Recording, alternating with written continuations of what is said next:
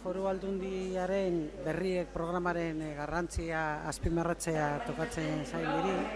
Kuriosoa da erakusketa honen edo lan honen izena, idatzita behar bada, ikusi behar da, el arte, baina H darama aurretik eta dana batera doa idatzita, el arte es morirse de frío, du izena.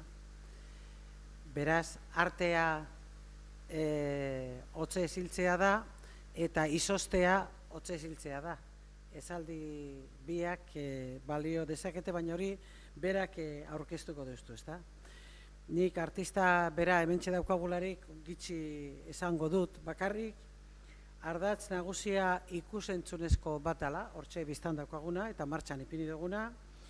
Artistak 3 lekutan egindako elkarrizketatan oinarritzen da ardatz hori, eta berak Islandiako toki batean, oso zaila dana esatea eta berak esango du behar bada leku horren izena, Bizkaian eta Marbellan egindako elkarrizketetan dauka oinarria.